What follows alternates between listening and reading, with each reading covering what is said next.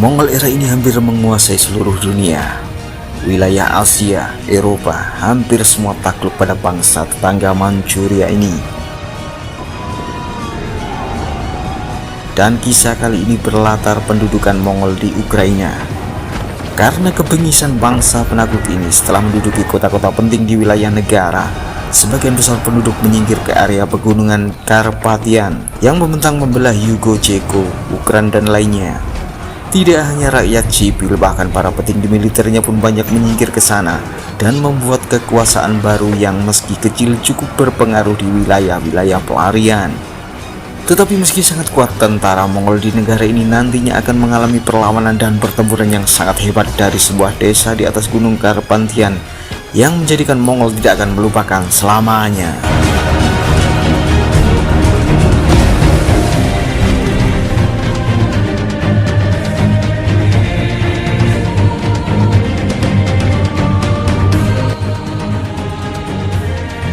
Saya selalu senang dan bangga bisa mempersembahkan kisah-kisah pertempuran sebagaimana ciri khas channel ini, dan itu semua karena dukungan kalian. Selamat menonton. Cerita berawal dari dua kakak beradik, Ivan dan Maxim, yang hampir setiap hari berlatih senjata dan berburu, tinggal di wilayah terpencil hampir terisolasi di atas pegunungan Karpatian. Salah satu teman mereka, Petro, sang pandai besi yang selalu didatangi mereka untuk konsultasi soal besi dan senjata. Meski bisu dan tuli, tapi soal besi ia ahlinya. Tubuhnya besar dan kuat, bahkan tangannya pun keras menyamai besi yang diolahnya. Ivan selalu memilih tidak memakai tangan ketimbang nanti kesakitan bila Petro mengajak tos. Ayah mereka, Zakar Berkut, adalah kepala kelompok. Hari itu ia mendengar keluhan salah seorang warga tentang kesewenangan seorang bangsawan di dekat sana yang sering mengganggu ternak serta tanahnya. Ivan dan Maxim disuruh ayahnya untuk mengundang Tugar Folk, bangsawan itu, untuk berunding di desanya. Supaya hatinya melunak, Ivan dan Maxim harus menawarinya sebagai jasa pemandu berburu pada Tugar Folk. Sebelum berangkat, Ivan berpamitan pada istrinya, Rosana.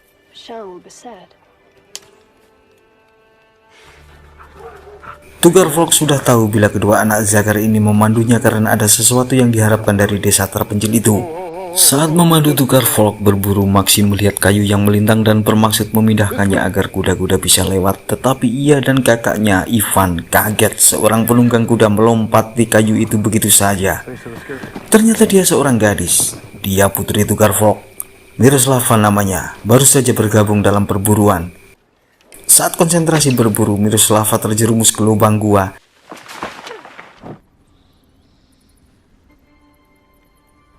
Ia menunjuk tanda meminta pertolongan yang tidak hanya mengundang rombongan berburu menolongnya, tetapi juga makhluk buas penunggu gua, beruang raksasa.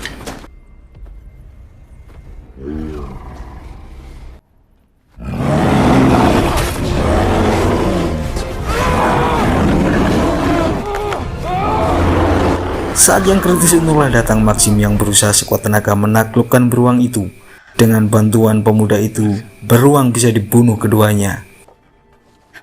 Para penolong datang, tapi saat Maxim naik tidak ada yang mau membantunya, hanya kakaknya Ivan yang menolong. Miroslava langsung membantu Ivan.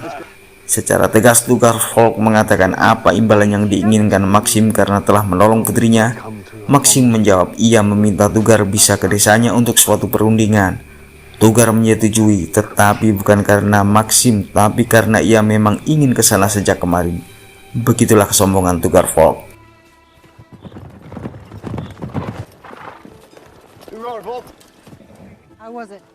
Sekembali dari berburu, Maxim dan Ivan melihat ibunya, Rada. Ivan melapor ibunya bahwa adiknya baru saja berkenalan dengan putri Tugar Folk yang cantik. Ibunya senang mendengar hal itu. Saat mau bersantai di ranjang, Miroslava kaget ada penyusup di atas kamarnya. Tetapi ternyata itu Maxim. Tugar Folk sempat mendengar kegaduhan ini, tetapi Miroslava mengatakan ia baik-baik saja, hanya ada seekor tikus yang telah lari. Maxim mengatakan ia ingin mengundang Miroslava melihat acara panen di desanya. Miroslava mengatakan ini adalah cara teraneh mengundang seorang gadis. Tetapi Miroslava menyetujuinya, dan mereka berdua pergi dari istana kecil Tugar Folk itu dengan menyamar sebagai petugas pelayanan rumah di sana.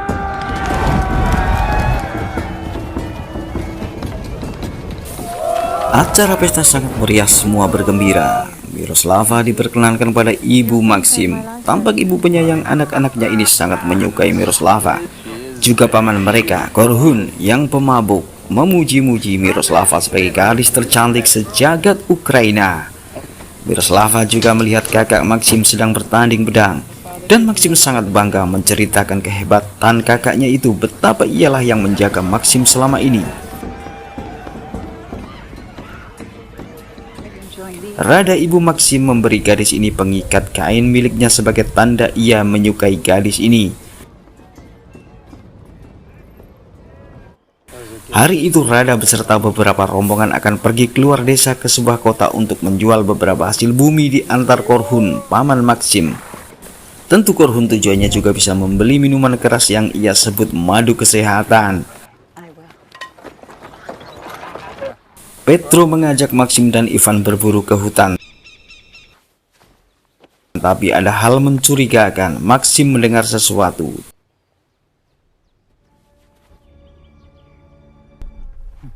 Dan mereka dikagetkan oleh histeris wanita bernama Belly yang kalap. Ternyata Belly ini salah satu rombongan yang baru saja pergi dengan Ibu Maxim. Dan menurut cerita, Belly yang masih shock itu, rombongan telah diserang gerombolan iblis. Sebagian besar telah tewas. Rada Ibu Maxim dan istri Ivan beserta wanita lainnya disekap. Mereka mendapati Korhun telah luka parah dan akhirnya meninggal.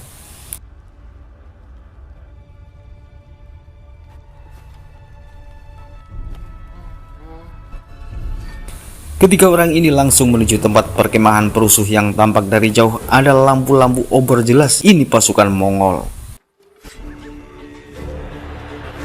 Tampak di sana dua orang tawanan sedang jadi sasaran permainan panah oleh pemimpin kelompok itu, yakni panah mana yang lebih dahulu mengenai salah satu dari dua orang yang diikat di pohon. Di kerangkeng tampak kumpulan wanita ditawan di sana. Rosana istri Ivan sempat melihat tiga orang ini. Bohun, salah satu dari tawanan ini sangat berani dan tidak takut sama sekali. Ia terus mengoceh dan mengejek kepala pasukan itu. Celakanya kali ini calon korban permainan panah adalah Rada Ibu Maxim.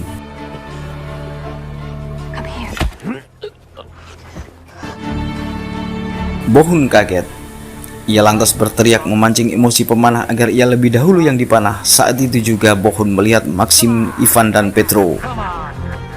Ivan dan Petro berhasil membebaskan tawanan. Begitu melihat Maxim mendekat, Bohun terus mengoceh agar pemanahnya lengah.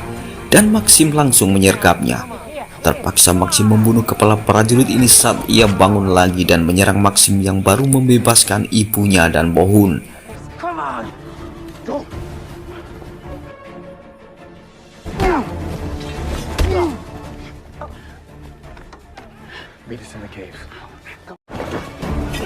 Para prajurit lain segera berdatangan. Mereka harus cepat pergi dari sana. Tentara-tentara Mongol itu terus mengejar. Untunglah Bohun menemukan gua yang tersembunyi dari pandangan pasukan barbar itu.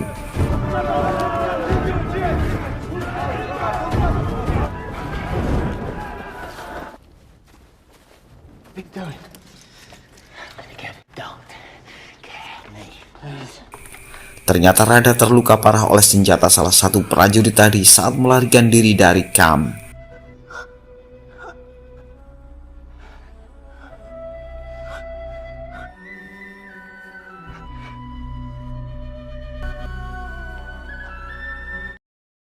Esoknya Burgulkan, jenderal tertinggi Mongol di negara itu, mendengar kabar bahwa adiknya telah tewas di pegunungan Karpathian.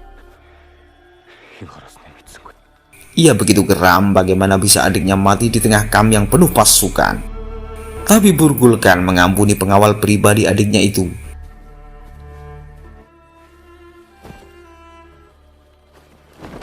Jenderal menemukan tanda pengenal pembunuh yang sempat terenggut tangan adiknya sebelum tewas.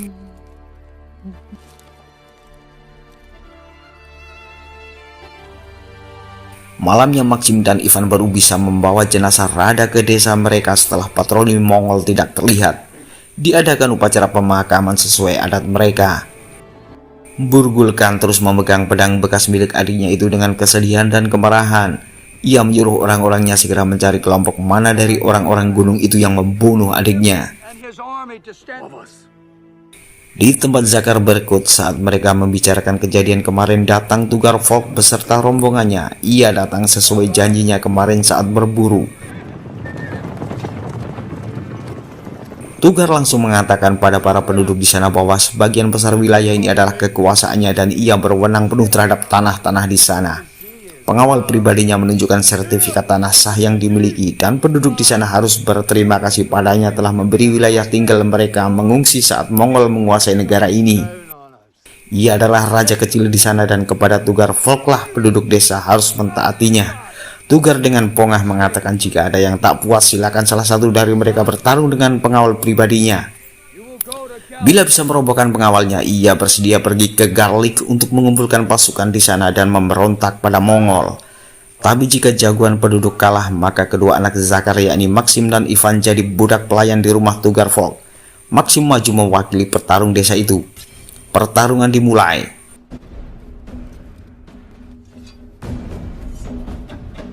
Meski tenaganya sangat kuat, pengawal Tugar tidak bisa menandingi kecepatan Maxim.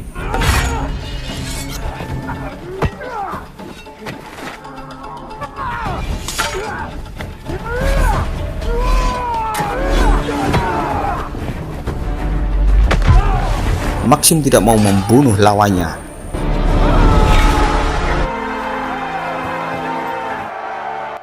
Tapi sangat disayangkan Tugar mengingkari janjinya tadi. Ia menolak kesepakatan karena baginya tidak ada kewajiban untuk memenuhi keinginan para penduduk di sana.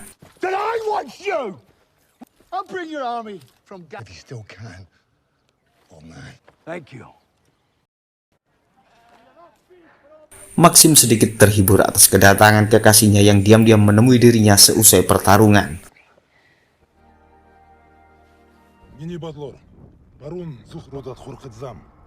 Burgul Khan mendapat laporan bahwa pelaku pembunuh adiknya ada di kawasan puncak pegunungan Karpan. Mereka harus naik jauh ke atas untuk mendapatkannya.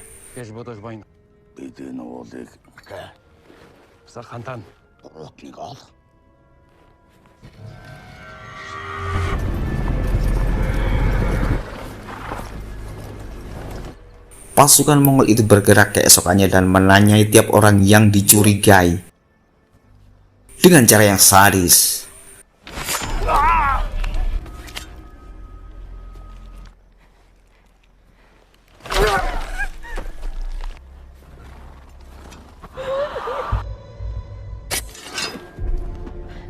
Tugar Folk kaget di rumahnya telah ada Burgul Khan. Kedatangan pengawal Tugar dengan luka-luka untuk meminta pertolongan mengagetkan para penduduk. Segera mereka ke sana ke istana kecil Tugar untuk menolong.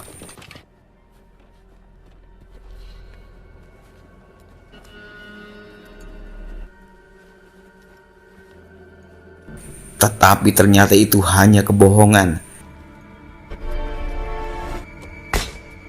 Karena sebenarnya Tugar sedang menjebak para penduduk termasuk Maxim dan kawan-kawan untuk masuk ke sana dan akan segera dihabisi Tugar Folk atas suruhan Burgul Khan. Terjadi pengepungan itu.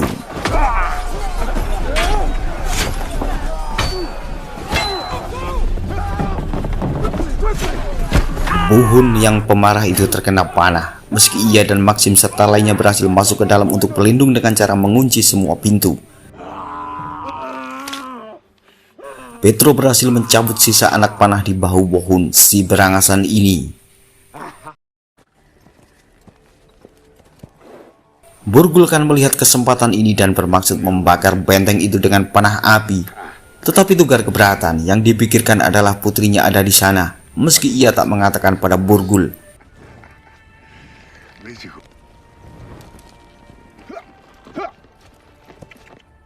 Akhirnya Tugar sendiri yang memimpin penyergapan. Ia menyuruh supaya para orang desa itu menyerah saja sebelum ia habis kesabaran. Buhun malah menjawabnya dengan panah ke arahnya meski meleset ke pengawalnya. Tugar marah dan akhirnya ia sendiri yang membakar rumah itu. Padahal tadi ia menolak Burgul Khan dalam rencana serangan panah api. Panah-panah mulai menghujam membakar yang dikenainya. Miroslava juga berusaha keluar dari kebakaran itu yang kebetulan melihat kuda di luar. Tidak ada pilihan lain selain menerjang brigade pasukan Tugar Folk oleh Maxim dan kawan-kawan. Maxim berhadapan dengan mengawal Tugar Vlog yang kemarin ia bertanding di desa. Kali ini pertandingan nyata hidup dan mati. Perebutan pedang terjadi. Maxim merobohkan lawannya dengan kapak yang teraih saat terlepas tadi sepersekian detik sebelum pedang lawan berayun padanya. Bohun bertarung tidak hanya dengan tangan tapi juga giginya. Ivan memberi kesempatan hidup pada para pengawal Tugar Vlog yang kalah. Ivan meminta mereka bergabung dengannya dalam perlawanan Mongol suatu hari nanti. Bohun melihat pedang pengawal Tugar Vlog yang bagus itu dan ia pun dengan senang hati mengambilnya. Rombongan Maxim segera keluar dari benteng yang ludes terbakar. Di tengah pelarian Maxim melihat pasukan Mongol. Ivan sempat mencegah agar Maxim tidak ke sana. Burgulkan tidak menyiapkan kesempatan ini, segera ia siapkan panah beracunnya. Maxim juga punya tujuan sama, mengincar Burgulkan. Kapak Maxim meleset mengenai pengawal, sementara panah Burgul justru mengenai Ivan kakaknya. Maxim yang gagal membunuh Khan segera lari dari tempat itu. Tugar langsung memimpin penyerangan panah api. Tetapi di sana muncul Miroslava sebagai tameng hidup. Mau tak mau Tugar menghentikan serangan. Burgul menghardik pada Tugar bahwa Tugar masih bisa jadi raja kecil di sana atas kemurah hatian Burgul Khan.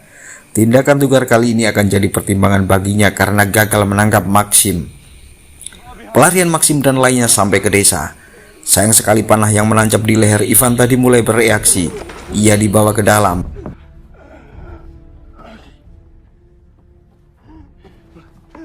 Pahlawan Ukraina yang selalu melindungi Maxim adiknya itu tidak menunjukkan wajah takut sekalipun menjelang ajalnya.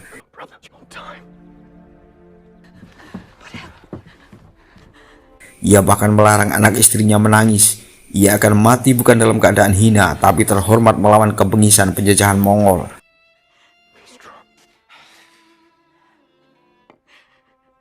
Kakak Maxim akhirnya mengembuskan nafas akhirnya. Miroslava berusaha menenangkan diri Maxim atas rasa bersalahnya karena kenekatan dia mengincar Burgulkan mengakibatkan kakaknya terkena panah racun. Maxim menemui Bohun dan memberikan tas kulit milik kakaknya. Sebelum meninggal dahulu, Ivan berencana memberinya tas kulit karena Bohun sangatlah miskin dan untuk menyimpan pakaiannya saja ia menggunakan karung. Pagi itu Maxim dengan berapi-api membakar semangat penduduk desa yang sempat ragu dan takut akan serbuan Mongol. Maxim mengingatkan bila sudah saatnya Ukraina terbebas dan berdiri sendiri dari kekuasaan Mongol. Rencana utama adalah merobohkan puncak batu yang berada di tengah bendungan agar jatuh menimpa bendungan itu. Harapannya, luapan bendungan itu menjadi penghalang pasukan Mongol untuk memberi kesempatan para wanita dan anak mengungsi. Tetapi sebelum itu mereka harus sebisa mungkin menahan pasukan Mongol di muka tebing celah masuk ke desa mereka, agar para penarik kuda bisa menyeret tali puncak batu saat semua pasukan Mongol berkumpul di sana. Mereka harus pasang jebakan di muka celah tebing saat pasukan berkuda musuh datang. Perlahan pasukan Mongol bergerak ke puncak Karpathian. Maxim memimpin langsung di depan. Ia bersiap saat Mongol tiba dengan kuda-kudanya. Jebakan diangkat dan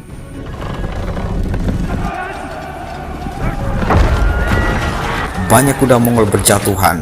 Para pemanah di atas juga siap membidik musuh yang menerjang masuk. Pasukan Mongol merangsek terus dengan jumlah bagai gelombang.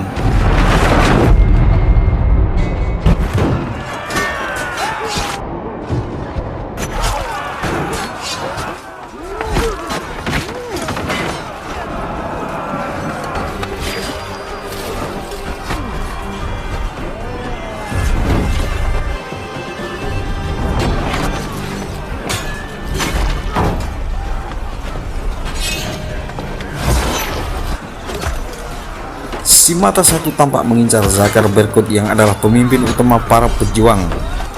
Bohun yang mengetahui ingin mencegah tapi tak berdaya karena ia dikeroyok pasukan Mongol terlebih dahulu.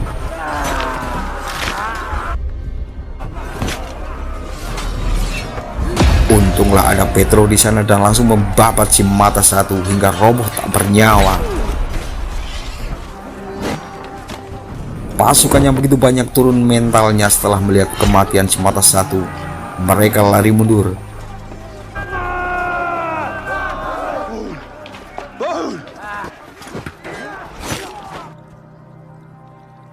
Kepala pasukan melapor keadaan prajurit yang dipimpinnya mundur ke barisan Bulgur Khan yang ada di belakang. Tetapi ia malah dihabisi jenderal besar itu.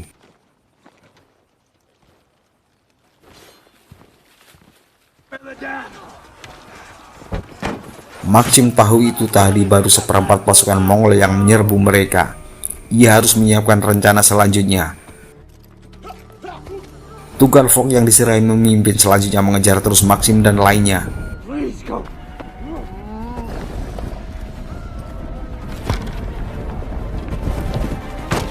Maxim gagal memanah Tugal Fok, malah akhirnya ia tertangkap oleh pasukan Mongol.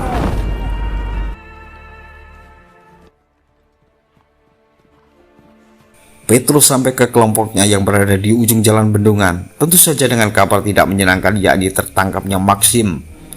Bulgur Khan berteriak akan menjadikan seluruh manusia yang bernafas di desa ini akan dihabisi. Sedang para wanita dan anak akan dijadikan budak selamanya. Maxim diseret kuda menuju kelompok pejuang di sana. Pemimpin pasukan memerintahkan pasukan panah mengincar kuda-kuda penarik puncak batu beserta pengawalannya. Pejuang yang tersisa berusaha melindungi kuda-kuda penarik itu. Zakar yang terkena panah berhasil dibawa Miroslava masuk ke gua. Gadis itu lantas maju kembali ke arena, tetapi ia sedang diincar kepala pasukan. Pohon yang di atas puncak batu melihatnya dan segera turun untuk menolongnya.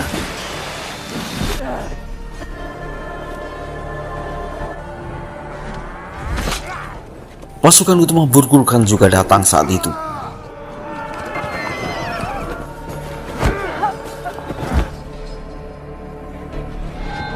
Senjata Buhun tepat menancap di dada Mongol bengis ini hingga ia berdebum ke tanah. Detik-detik berbahaya tiba karena pasukan Mongol menyerbu dengan gelombang penuh. Sementara banyak kuda penarik batu telah mati. Petro yang melihat itu berusaha meneruskannya. Batu yang sebagian telah retak batangnya karena sempat ditarik kuda-kuda tadi itu mulai ditariknya. Berhasil. Batu itu roboh langsung menimpa bendungan.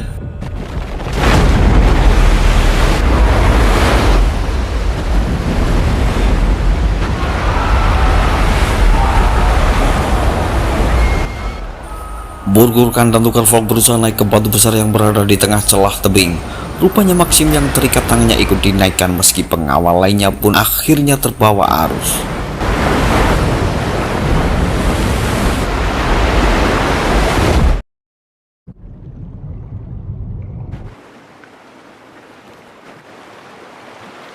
Bulgur Khan mau menghabisi Maxim tapi dicegah Tugar karena ia bisa dipakai sebagai sandera untuk menyerahkan pimpinan perjuang, yakni Zakar Berkut yang berhasil lolos di atas sana. Zakar yang tak punya pilihan lain dan sedang terluka parah berusaha memanah Bulgur dari atas, tetapi meleset. Bulgur langsung menyuruh Tugar menghabisi Maxim, tetapi di luar dugaan Tugar malah membebaskan. Dan akhirnya Tugar yang terluka parah ditendang jenderal ini masuk ke arus air. Pertarungan antara Bulgur Khan dan Maxim terjadi. Keduanya saling menjatuhkan dengan sisa-sisa tenaganya.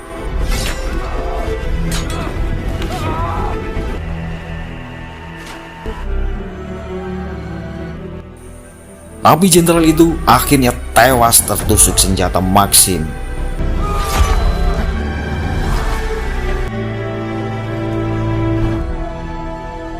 Lunas sudah perjalanan panjang jenderal Mongol penguasa Ukraina itu. Dengan tumbangnya jenderal dan musnahnya pasukan Mongol di celah Karpantyan ini adalah perjuangan luar biasa berani para pejuang Ukraina yang telah banyak mengorbankan para pahlawan hebat, termasuk Ivan, putra Zakar Berkut yang telah mendedikasikan dirinya meninggalkan semua yang disayanginya untuk perjuangan ini. Maxim beruntung mempunyai keluarga, kerabat, sahabat, dan kekasih yang selalu mendukungnya. Zakar Berkut mengembuskan nafas terakhirnya dengan meninggalkan kemenangan besar, memusnahkan Mongol yang menyerbu mereka. Pahlawan selamanya akan dikenang bangsanya karena pengorbanan. Pada akhirnya saya juga harus mengakhiri kisah ini. Sampai jumpa pada kisah hebat lainnya.